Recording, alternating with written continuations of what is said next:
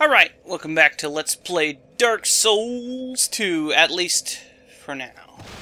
I say for now because it's been a long time since I've played this character, and, well, usually when and obviously I haven't recorded the game in a while, usually when I record a game, or rather when I play a game, especially one is, I don't know, that requires as much practice as this one. Usually when I come back to a game, I will just start over rather than continue an old save to kind of acclimatize myself to the game again. I can't really do that while recording for this. So, but I don't feel like starting over is a good idea at this point, especially since I'm about a quarter of the way through the game or something like that. We're in the Copse, the Huntsman's Copse, and there's been a new expansion. And when I signed in, or logged in or whatever, I got this item. Black Gulch is an area we haven't seen yet, so it's not really relevant to those who don't know what's going on, but, yeah, this is evidently something from the DLC, the Crown of the Sunken King. I don't know much about the DLC, as I typically like to go into these things blind, even though that's not a good idea when doing recording stuff to do that. But that's fine. Now, I'm a little bit out of practice because I haven't played this game in a while. And when I logged in, I had a bunch of weird stuff happen with my controller and my fraps, so I actually had to scrap the first two recordings, which is unfortunate because I actually got invaded, which is something that doesn't normally happen to me unless I'm actually with somebody. You might, if you were really watching much more closely than I was, notice that I'm down on arrows. These moths are, you'll see these in a couple of places in this zone, and they are moths that will poison you with that cloud of poison. Good idea to shoot them or use throwing knives or whatever, ranged attacks, more generally. And this sword is awful one-handed, so I should not do that one-handed. But I have been playing a little bit of my character that I have beaten the game with in New Game Plus, who I've done lots of bad things on. So I had arbiters chasing me around, so I couldn't really get, you know, back into my groove that way. And, oh, I missed. That's okay. When I was recording, I got to this legend. There's a group of items at the end. It is a large, or no, just a knight's soul, and something else. I don't remember. There are these guys. I don't like fighting this guy in the water, so I'm gonna go ahead and shoot him.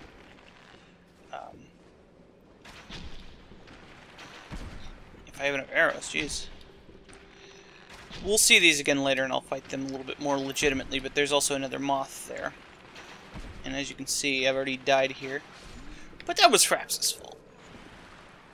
The difficulty was my controller, was just me going, ah, controller, a lot. So as you see, I've not really gotten too far into this zone. And I thought it was okay, okay. Let's use that moss I just picked up. If I can find it before I die. Okay, let's use this. Idiot. I used to be really good at the inventory management in this game. So what do we got here? A Ricard's Rapier.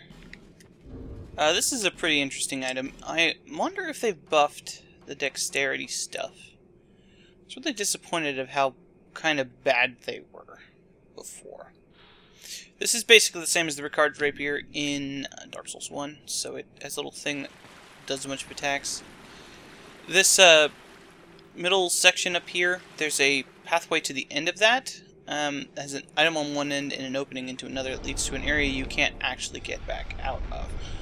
So, we're not missing anything by going up to there. And I don't feel like jumping down again, because if I miss that jump, I will die. So here we see something that might be familiar. there was something exactly like this in the Bastille, which is an area we must have gone to, because we're here. Actually, we don't have to have gone there.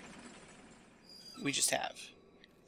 One of the ways of telling, at least at this point in the game, what you've done is by looking at your boss souls.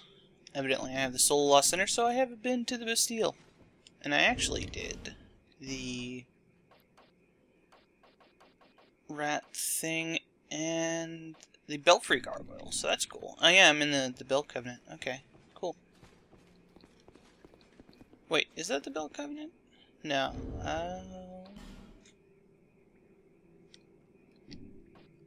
Player info. PB's Frank's looking a little bit worse for wear. Yeah, Bellkeeper. Ha. I heard you. Now we're gonna see the most common enemies of this area. These ninja guys. And they're just basically bandits. There's a bunch of different types with different weapons. We can see one over there with some daggers. We see one over here with also... No, this one has a bow. Let's take care of him. And because I have a strong weapon, I'm not going to have too much difficulty with this area, but certainly someplace you have to be careful if you come here a little bit earlier in the game. This area is quite nice. I like it. It's got a lot of things to be recommended about it as far as the way the zone is set up. And it's got a very nice set of bosses that are very interesting, if not the most difficult bosses, because they're both gimmick bosses, which, you know, I can go for a good gimmick boss every now and again. This bandit's knife. I believe it's just a knife that has a bonus bleeding. I think it has actually a worse... Oh, we've already got one, so I probably already looked at it. It's terrible scaling, so it sucks.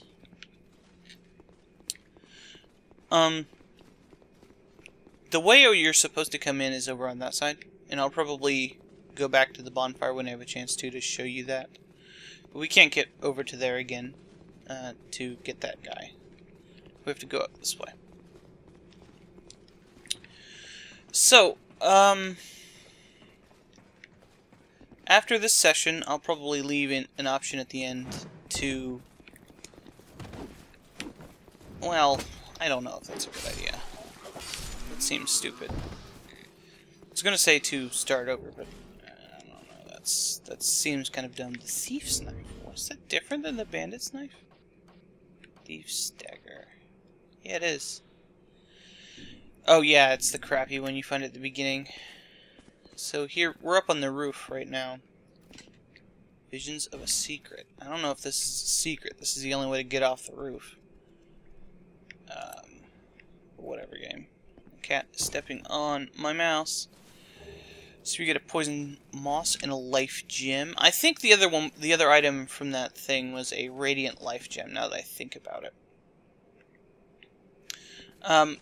Because of the way the game saves and stuff like that, if I have technical difficulties, I can't actually, like, go back and redo it.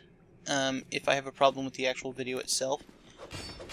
And if I have, like, severe issues with, you know, desyncs or something like that, like I did before, I just kind of have to leave it be. Now this door is a wooden door. And there's a man behind it.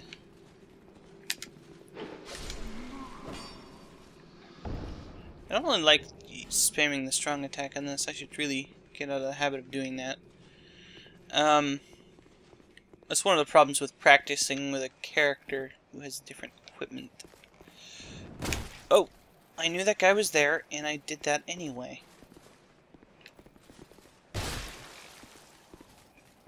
That is the replacement for the kick, and I actually did that on purpose, unlike normally what I do.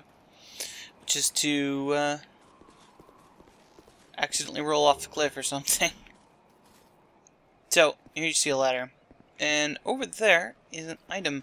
But this is a pretty notorious jump to me. I don't know if a lot of other people have had difficulty with that. But it's at a really weird angle, and it's very, very easy to just keep your momentum going and roll straight off the edge. There's a safer approach to it, which makes you roll off the other side. If you land on that, you see that place far down below. That's where you can go into those little floaty bits at. There's an easier way to get to it. You see this bridge above me. You can drop down from the bridge. And that's what we'll be doing later. Oh, and I forgot to mention that this is the area you come up from the bonfire. If we went in that door, obviously we just were there. So here's the Copse proper, I would say. Through this little fort or whatever. So in here we have a bonfire, but there's a tree here. Let's interact with this tree. Now this is kind of puzzling to me, because this tree leads straight back over to here, which is, you know, right down where the bonfire is, straight through here. So, I guess it's just because... What the hell was that sound? It sounded like something dropped in behind me, but it sounded like they were dropping onto wood. I don't know, it's fine. I like shortcuts like this. I'm not gonna fault it. I don't know, is there anything in here? I don't know. This is a place you'll often see red summon signs. For a reason that will become clear later. Might as well rest here. I think we're like level 76 or something like that. 78, so no reason to bother trying to level up. You can't jump to that from down here also. So don't even bother trying. So this is the area where this place starts to get tricky. Because there's some real tough customers up ahead. These aren't the tough customers. I don't know if this is the first time you see the ones with the torch, but they're a little bit more dangerous. Because they deal fire damage if you try to block their shield. Block with a shield, I should say. You'll probably just take damage anyway. Hi. What's up? Hiding behind that tree? How'd that work out for you? So as you see, there's a lot of trees in the area, but it's a bit darker, to put it mildly, than the Forest of the Fallen Giants. With a bit more of a, I don't know, wintry look to it. Not like snow, but like, just because the trees don't have any leaves on them. So this bridge leads to Danger Town. And Danger Town is these men with the hooks, right here. And there's also more of these poison moths in the trees. Take care of them as I see them. And here he comes. So, taking care of these guys is not too difficult if you're careful about it. It's basically just dodge their attacks and then counterattack. But they're a little bit quicker than they look with some of their animations. And with a lot of larger enemies, they actually have a little bit of a fake-out move where they, that wasn't it. Where they will do something that it doesn't look like they're doing. But as long as you just watch them and pay attention, they might kill you a few times, but you'll learn their moveset. That's basically how all the enemies work in this game. Insights abound. So there's another poison moth in this tree over here. I need to unequip those binoculars. Now that I have a bow that I can equip. Although I think I had a short bow before. There's another scrub down here. No big deal. And there's two more of these guys. Now this is a bad place to fight them. So let's retreat back to that bridge if we can get there. Now one of the things I really like about this area is that it's actually pretty short. But it's short in a way that doesn't seem short, if that makes any sense. It's one of those places that has a lot of shortcuts. It's sort of like... Well, it's sort of like the first area, where there was a lot of shortcuts that could get you through the area, and in total you'll probably spend a lot of time there, but if you want to go through it later, you can get through it pretty quick. The advantage of the large sweeping weapons, being able to kill multiple enemies at once. Perhaps not kill, but at least hit.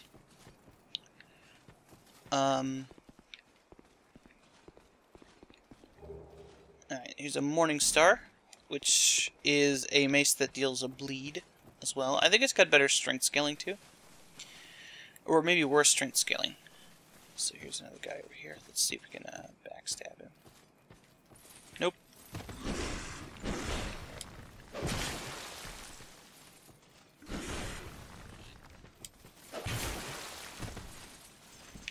Trying to get him to do that weird move I was talking about, but no luck.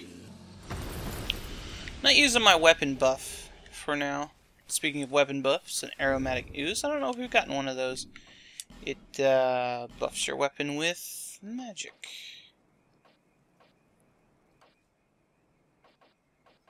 And I forget what they look like. Here. Yeah, I must have had some. Okay. As I was saying, this is a pretty short area. It's got 2 bosses in it, which we'll see. Although I guess technically one of the bosses is in another area, but it's only got one thing, so I usually lump it together with the other boss in my head. So here's one of these things I can't really get to, but we'll see that there's a hole in the roof. Well, there's also a ramp over here. And there's a ninja right here. I don't know why I call them ninjas. They're just kind of bandits. This guy's got like a fucking stick that he hits you with. Wasn't trying to attack that guy, but that works too. And they will drop down on you if you have them on you. You're doing that. There's another one right there. Oh, and another one right there. But he's got a bow, so he's not that dangerous. That's the one I'm worried about right there. He also has a bow by the looks of things. He's not coming at me, so let's go get him.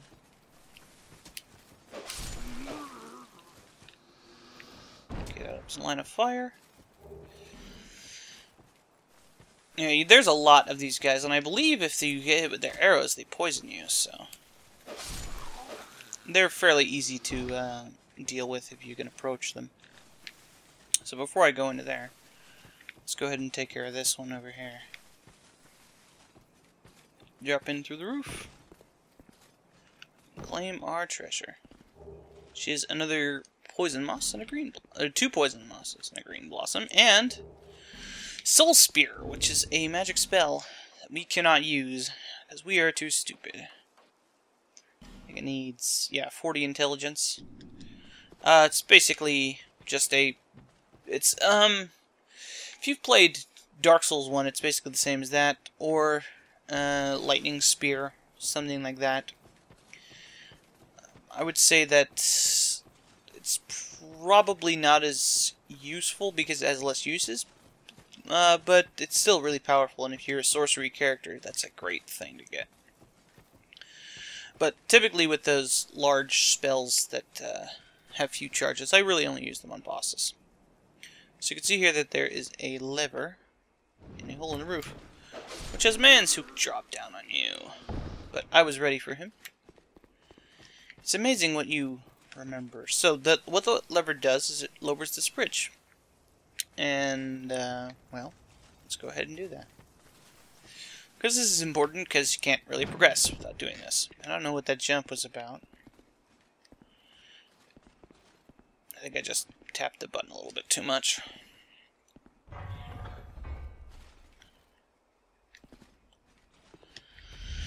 Alright. So hopefully we can keep things rolling. I'm getting back into it. I was feeling kind of hesitant about doing this again because it's been a long time, but I'm feeling it again. There we go. I don't know what kind of upload schedule I'm going to go with this, but hopefully it'll be pretty frequent. This is the kind of game that I kind of need some momentum to do, you know what I mean? Ooh. There's a cage. And if you look closely, you can see a man in there. And a bonfire. We can't go in there yet. Okay, so there's 2 paths here. There's through this cave and across the bridge. Okay, I guess I'll demonstrate what the cave is. The cave is a very happy place.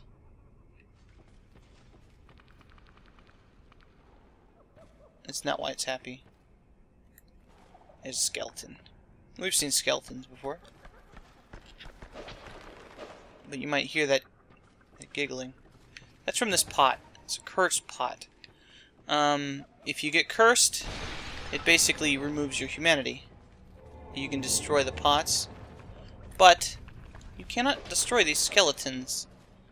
They keep respawning. Those who have played Dark Souls 1, and here we get a magic mace, which just is a mace with a magic enchantment on it. Quite useful if you have not unlocked the ability to make such weapons, so you can't pick and choose if you want to fight a magic immune enemy. Now, I don't know why I left that area. So we have these skeletons that we can't get. If you've played Dark Souls 1, you'll know that's the effects of a necromancer. And obviously, if you've played this game before, you'll know that. They're a little bit weird looking in this game, though. Let's go see if we can get a look at one. I didn't actually mean to do that. And the good thing we kill these things in one hit. Okay.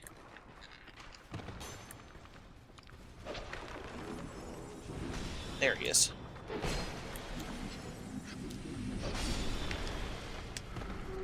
These skeletons are no joke, man. We are going to get killed by these at least one point in the game. Whoa, that was a terrible plan. Unlocking at that point. Let's beat a little bit of a retreat here. Those rapier guys are tons of fun. In the Dwarf Fortress sense. No, actually the double scimitar guys are probably the most dangerous. So, screw you, buddy. You just crash in them, use your weapon. Not here, evidently not. So, you might get stuck here fighting skeletons. There's a guy on the other side of here. We cannot fight him. He's got a door in the way. And there isn't any way of doing anything else. This is one of those shortcuts I was talking about earlier. This is basically as far as you can go into there, but you can come out here, which puts you slightly farther ahead. It's right over there is where the bridge is. I didn't think that was going to hit me, but apparently I was wrong. Now this is a pretty nasty area. I guess it's just this narrow ledge for quite a ways. And I'm getting shot at. Hello. Oh, apparently a guy walked off the cliff. Yep. Anyway, right over here is the bridge. Hi. He's such a friendly guy. Can stab him in the face. So we didn't jump too far ahead. It is a little bit of a shortcut, I guess. I thought there were two guys here, but I guess that's another part. So, again, thing branches off here, and you can see that up there there's some stuff. The way you get that stuff is you come up here.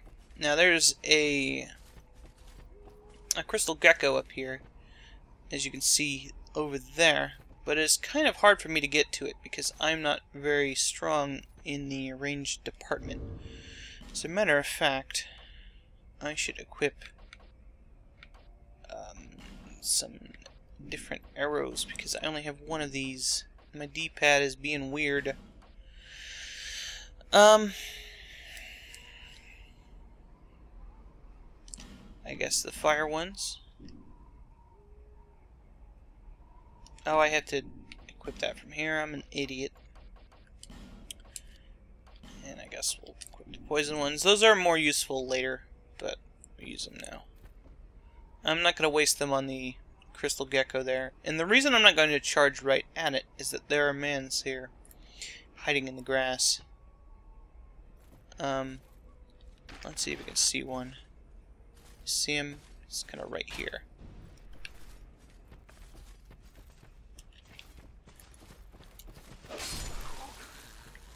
I'm not sure if those count as counterattacks or not, as they aren't thrusts. I don't think so. And you might think we're out of the woods, but there's actually another one up here, but I believe it is an archer. So, the reason I'm one-handing it is because the strong attack does this. And if I can get a good shot in on that guy, maybe I'll get him. Let's give the old college try. Nope, not quite fast enough. Okay. It's kind of what I expected. Oh, that's probably the guy that fell off the cliff. He's usually standing over here. And yeah, as I ran by, he probably fell off the cliff. That would make sense. And over here, I see one of those thingamajigs I was looking at earlier. But it's also supposed to be a guy over there. But as I said, they probably saw me as I was going by. These probably tell you about this item.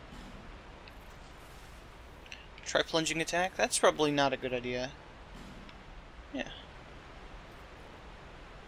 I find that doing any more than necessary when doing these kind of tends to get you killed. You just want to have the most amount of stuff visible and just jump straight down. There they are. There's those guys I was talking about. Hey, buddies. Oh, crap. Well, that was lucky that I actually queued up 2 attacks there.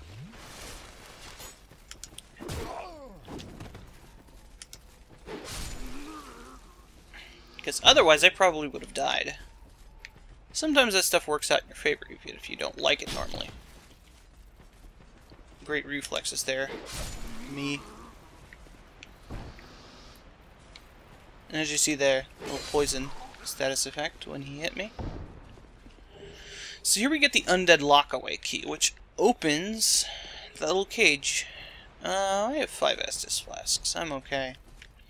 But if you happen to want to go back that way, you can unlock it now. We'll be doing that in a minute. Actually, we'll probably be doing that before we fight the boss. So we're pretty much clear with this area, this part at least, except up ahead is something that I don't think we've seen yet. This is an NPC invasion. Merciless Ruina, or whatever it is. I usually like to run back to this little hidey hole here. And that's why I buffed my weapon, by the way. Because I knew this was going to happen. These show up periodically. There's a few of them that I can remember off the top of my head. If you are playing with the Victor's Covenant, these will show up more frequently. And this is what players look like when they are invading. If I could not be an idiot. This is probably the easiest one. And there's a couple of them that are really nasty. This one's not so bad. Especially if you are got good ranged attacks. Oh, it actually does have a shield. I didn't notice that. And for killing it, you get a little invader banished. Just like if you kill a person who's invading you. So you might notice there's an item over there. Can't get to that from this side. And if you might have guessed, there's the skeleton area we were just at, so that is someplace from the other side of that gate. So over here we can see Visions of Pointless. Try looking away. I like that. I'm rating that one out. So we can see a fog gate there. That's actually kind of pointless. I agree.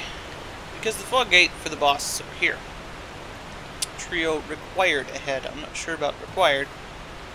But there's definitely a trio ahead. This boss is a lot of fun with multiple people, but they are probably going to, I don't know, ruin the gimmick, so I'll probably try to get summoned for this fight. Let's go ahead and do that. I'm seeing a lot of ghosts around here. There's probably a lot of people doing this fight. This is a pretty easy boss if you know what you're doing, so not much of an incentive to get summoned, but hey, whatever. So this is kind of tricky here. Again, if you don't have strong ranged attacks, because there is a necromancer over there on a little ledge. So let's try to take him out. have ranged attacks. Okay, I got him. And then that activates these mans right here. I really liked the kind of overhead smash attacks in Dark Souls 1, but not so much in this game. Maybe it's because I'm doing a lot more of a dodge style, and it makes you a lot more vulnerable.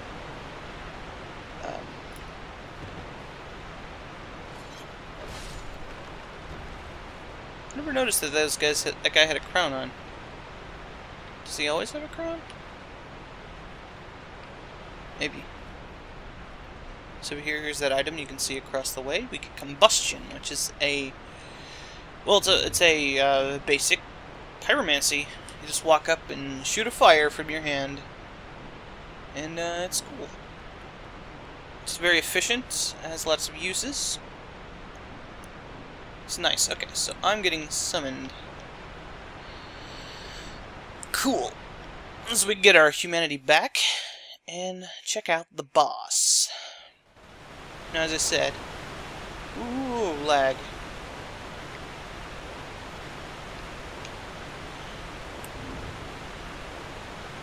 Hello.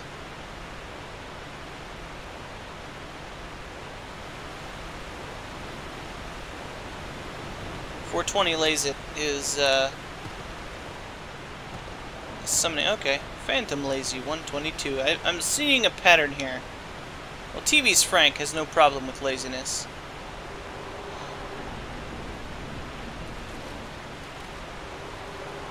Okay, so this is a multiple boss fight. Here we got 3 skeleton mans. So you're just going to follow 420 Lazit's lead and take out the target that he wants to attack. Because what happens when you take one of these down is that it summons dudes. So we want to leave the other 2 alone. And then when the dudes are summoned, Lazy 122 is not following orders that he can't hear. I guess we didn't take down the one I thought we took down first.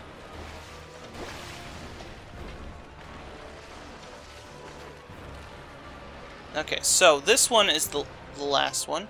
This is the one you should always take down last, as he has very bad stuff involved with him.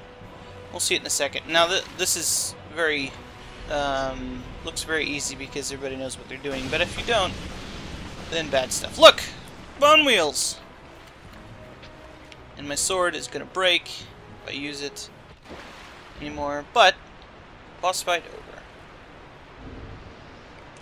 Woo!